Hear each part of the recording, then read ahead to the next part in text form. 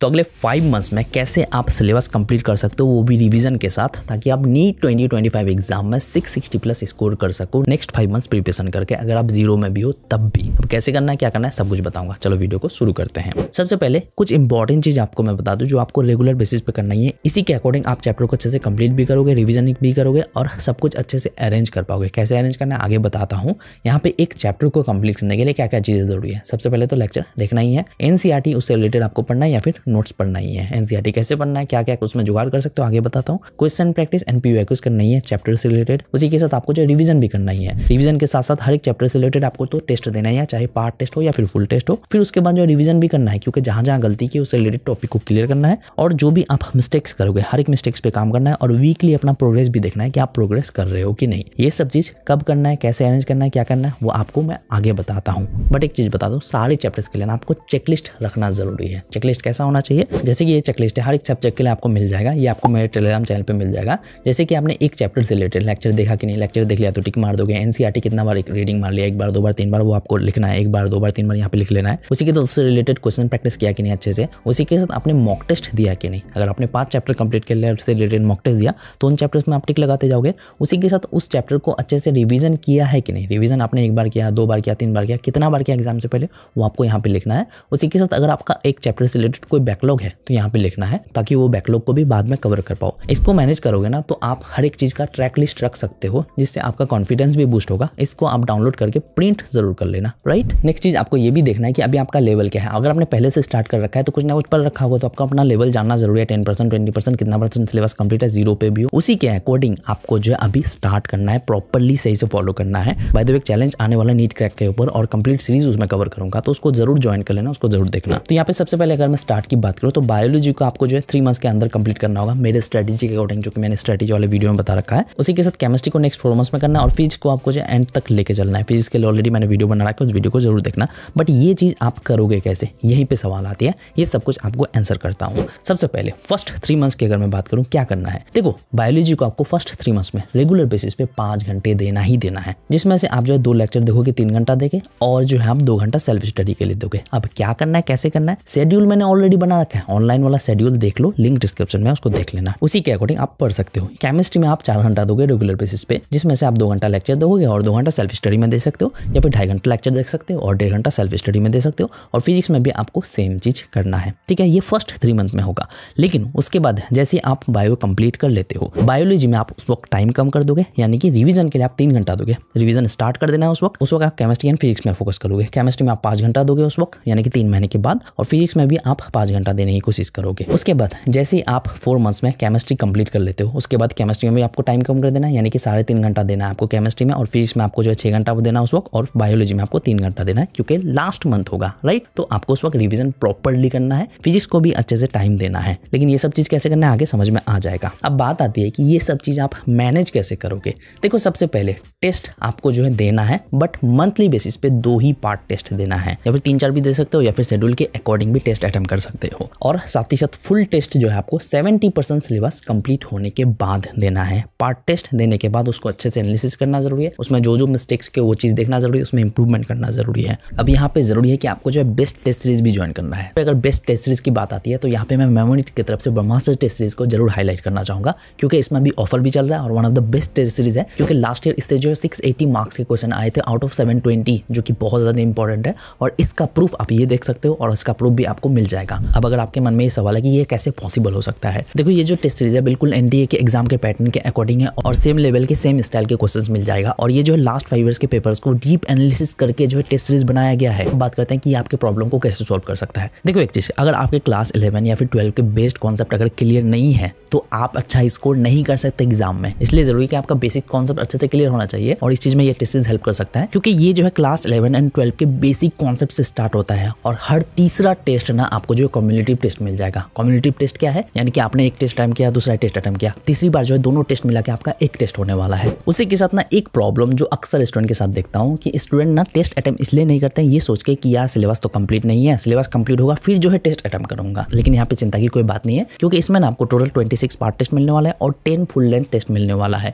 जिससे आप अपने कोचिंग के अकॉर्डिंग या फिर स्कूल के अकॉर्डिंग पार्ट टेस्ट को अटेम्प्ट कर सकते हो चैप्टर वाइज। फिर आप जो सिलेबस कंप्लीट करने के बाद फुल टेस्ट भी अटेम्प्ट कर सकते हो। नेक्स्ट चीज, बहुत सारे स्टूडेंट ये सोचते हैं कि एनसीईआरटी अगर अच्छे से क्लियर कर लूंगा तो मुझे टेस्ट देने की जरूरत नहीं, आराम से नीट क्रैक हो जाएगा। लेकिन ये आपकी गलत थिंकिंग है, क्योंकि अगर आप टेस्ट अटेम्प्ट नहीं करोगे तो आप अपने वीकनेस एंड मिस्टेक्स को पता नहीं कर पाओगे, जिससे आपको ये पता नहीं चलेगा कि कौन से चैप्टर में मुझे ज्यादा वर्क करने की जरूरत है, कौन से में नहीं। तो इसलिए टेस्ट अटेम्प्ट करना तो जरूरी है, बट टेस्ट के बाद आपके मिस्टेक्स कहाँ हुए, कौन सा एरिया वीक है, वो आपको पता चलेगा कैसे। इसमें एक फीचर ये है कि आपने टेस्ट अटेम्प्ट किया, OMR सीट को फिल कर लिया, उसके बाद जो है मेमोइट ऐप को ओपन करके उस OMR को स्कैन कर सकते हो। स्कैन करके आप इंस्टेंटली अपना रिजल्ट पता कर सकते हो, जिससे आपको पता चल जाएगा कि कौन से क्वेश्चन में गलत किया, कौन सा क्वेश्चन सही है। उसी के साथ आपको जो अपना वीकनेस भी मिल जाएगा और साथ ही साथ आपको जो मिस्टेक बुक सेक्शन भी मिल जाएगा, जहां से आप उन मिस्टेक्स पे काम करके अपने वीक एरियाज को इंप्रूव कर सकते हो। बट अगेन एक प्रॉब्लम ये भी है कि आंसर्स को एनालाइज कैसे करें। तो इसमें ना आपको हर एक क्वेश्चन का आंसर का एक्सप्लेनेशन मिल जाएगा और वीडियो सॉल्यूशंस भी मिल जाएगा, और साथ ही साथ ना आपको जो 24/7 जो है व्हाट्सएप ग्रुप सपोर्ट मिल जाएगा, जहां पे आपको जो एडवांस टीचर्स मिलने वाला है, तो आपके डाउट भी क्लियर कराए जाएंगे। तो फाइनली एक चीज याद रखना, अगर आप टेस्ट अटेम्प्ट नहीं करोगे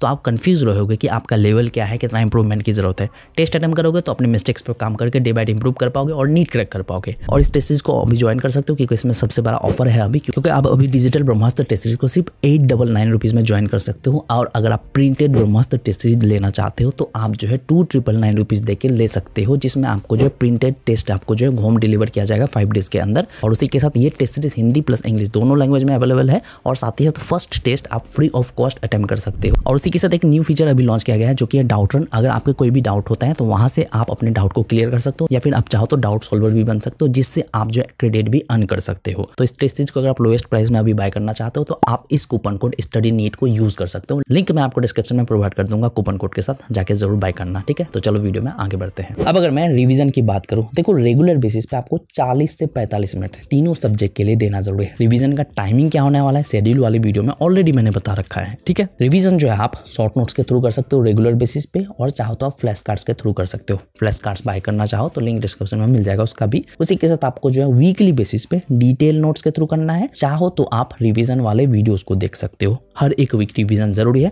क्योंकि इस वीक जो पढ़े उसको रिवाइज करना जरूरी है, पिछले वीक जो पढ़े उसको भी रिवाइज करना है। ये चीज आपको जरूर ध्यान देना है कि रिवीजन करते जाना है। उसी के साथ क्वेश्चन प्रैक्टिस के लिए ना आप कोई ऐप का सब्सक्रिप्शन ले सकते हो, जिससे आपका टाइम बच जाएगा, क्योंकि हर एक क्वेश्चन का डिटेल एक्सप्लेनेशन वही मिल जाएगा। या फिर चाहो तो कोई भी क्वेश्चन बैंक बाय कर सकते हो, बट आपको जो ऐसा क्वेश्चन बैंक बाय करना है जिसमें आपको जो एक्सप्लेनेशन साथ ही साथ मिल जाए। उसी के साथ आपको जो PYQs लास्ट 20 ईयर्स का करना है, वो भी टॉपिक वाइज लेना है, राइट। आपको कोई अदर बुक नहीं करना है, इनिशियली आपको ये करना जरूरी है। ये कर लो तो आप लास्ट 36 ईयर्स का कर सकते हो। तो ये दोनों चीज का सॉल्यूशन आपको कोई भी ऐप का सब्सक्रिप्शन लोगे उसमें मिल जाएगा। उसी के साथ ना आपको जो है NCERT हाईलाइटेड जुगाड़ कर सकते हो, उससे पढ़ोगे टाइम बच जाएगा, आप इंपॉर्टेंट टॉपिक ही पढ़ोगे। या फिर NCERT रिव्यू टाइप के वीडियोस को देख सकते हो। एक बार आप NCERT हाईलाइटेड पढ़ लोगे, उसके बाद NCERT रिव्यू देख लोगे, तो अच्छे से आपका NCERT भी हो जाएगा और कोई दिक्कत भी नहीं होगी, टाइम भी बच जाएगा। और नोट्स जुगाड़ कर लो, या फिर कोचिंग की तरफ से अगर प्रोवाइड कर जाते हैं तो उसको आप मॉडिफाई कर लो, या फिर जुगाड़ करके उसको अपने अकॉर्डिंग मॉडिफाई कर लो, टाइम बच जाएगा सब चीजों से। अब बात आती है कैसे करना है। देखो बायोलॉजी फर्स्ट 3 मंथ्स में आपको तो कंप्लीट करना ही है, बट इसके ऊपर एक वीडियो आएगा डिटेल वाला, ठीक है। मतलब किस टाइम पे कैसे करना है, टाइम वाइज कैसे मैनेज करना है, कैसे पढ़ना है, वो सब कुछ कवर कर दूंगा नेक्स्ट वीडियो में, उसको देख लेना, ठीक है। तो अभी आपको मैं ओवरऑल बताता हूँ कैसे करना है। फर्स्ट मंथ जैसे कि आप इनऑर्गेनिक का 90% सिलेबस कंप्लीट करने की कोशिश करोगे, ये हो जाएगा। अगर आप फर्स्ट मंथ इनऑर्गेनिक नहीं करना चाहते हो, ऑर्गेनिक कर सकते हो, कोई दिक्कत नहीं, अपने अकॉर्डिंग देख लेना। बट आपको एक सब्जेक्ट पे फोकस करना है फर्स्ट मंथ में, और साथ ही साथ आप जूलॉजी करोगे। जूलॉजी का आप 60% करोगे और बॉटनी का 40% चैप्टर्स चूज करोगे। यानी कि अगर आपको 10 चैप्टर करने हैं तो 10 में से 6 चैप्टर आप जूलॉजी के करोगे और 4 चैप्टर आप जो है बॉटनी के करोगे, ठीक है। और साथ ही साथ फिजिक्स के बेसिक्स वाले चैप्टर्स पढ़ लेना, ये फर्स्ट मंथ में करना है। हो सकता है कि आप बायोलॉजी आप 10 चैप्टर ना कर पाओ, बट ये एक सही प्रोसेस से करोगे, हो जाएगा। बायोलॉजी वाला वीडियो देख लेना। उसके बाद सेकंड मंथ आपको जो ऑर्गेनिक का 3 से 4 चैप्टर करना है, यानी कि ऑलमोस्ट 50-60% सिलेबस कंप्लीट कर लेना है ऑर्गेनिक का, राइट। उसी के साथ आपको जो बायोलॉजी का जेनेटिक्स और बाकी कुछ चैप्टर्स करना है, यानी कि बॉटनी के मैक्सिमम चैप्टर्स करना है सेकंड मंथ में। कौन से चैप्टर्स करना है, क्या करना है, पूरा डिटेल आ जाएगा, उसको देख लेना, राइट। साथ ही साथ आप मॉडर्न फिजिक्स भी कर लेना, मॉडर्न फिजिक्स इजी है, अच्छे से कंप्लीट कर लेना। और साथ ही साथ आपने इनऑर्गेनिक का मैक्सिमम चैप्टर्स कंप्लीट कर लिया, तो यहाँ पे आपको जो इनऑर्गेनिक रिवीजन करना स्टार्ट कर देना है। साथ ही साथ रिवीजन करते जाना है, रिवीजन तो कभी मिस नहीं करना है। नेक्स्ट थर्ड मंथ आपको क्या करना है, केमिस्ट्री के ऑर्गेनिक के जितने भी चैप्टर्स बचे हैं उसको अच्छे से कंप्लीट कर लेना है। साथ ही साथ फिजिकल केमिस्ट्री के भी कुछ चैप्टर्स करना है, और इनऑर्गेनिक केमिस्ट्री को रिवीजन करते जाना है। और बायोलॉजी आपको लास्ट महीने में यानी कि अच्छे से कंप्लीट कर लेना है थर्ड मंथ में। और फिजिक्स के कुछ चैप्टर्स आपको करने हैं, जितने कर पाओ। यहाँ पे आपका बायोलॉजी एंड केमिस्ट्री ऑलमोस्ट पूरी तरह से कंप्लीट हो जाना चाहिए, थोड़ा बहुत बाकी रहेगा, कोई दिक्कत नहीं, चल जाएगा, राइट।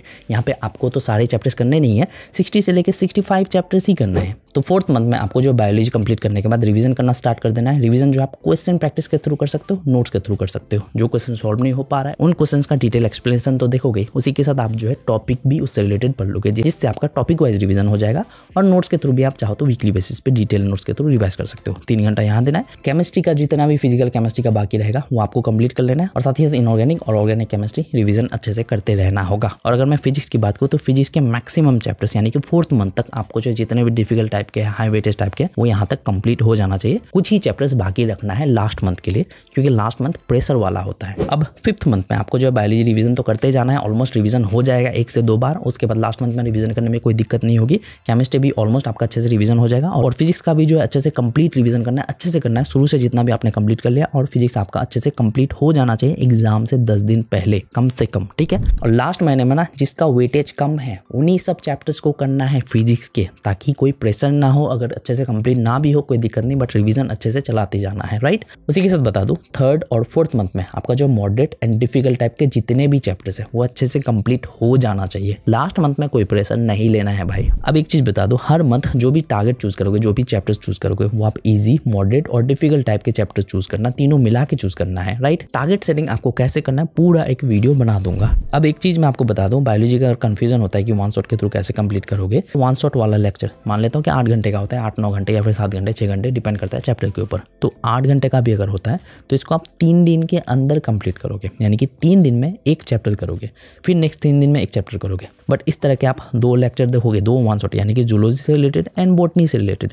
इससे क्या होगा कि आपका 3 दिन में 2 चैप्टर कंप्लीट हो जाएगा, फिर नेक्स्ट 3 दिन में 2 चैप्टर कंप्लीट होगा, यानी कि वीक में 4 चैप्टर कंप्लीट कर सकते हो। उसी के साथ आपको मैं बता दूं, हाई वेटेज चैप्टर्स के लिए ऑलरेडी मैंने वीडियो बना रखा है टॉप 50 चैप्टर्स का, जिसको करके आराम से आप 600 620 650 प्लस मार्क्स तक ला सकते हो, अगर सही से कर लेते हो उन सब चैप्टर्स को। उसके बाद जो आप कुछ एक्स्ट्रा चैप्टर्स करना, तो बस आप इसी के अकॉर्डिंग कर सकते हो। मेरा चैलेंज वाला सीरीज पूरा फॉलो करोगे, नीट क्रैक करना आपके लिए ईजी हो जाएगा। तो बहुत जल्द आने वाला है वो चैलेंज, और कंप्लीट वो सीरीज होने वाला है।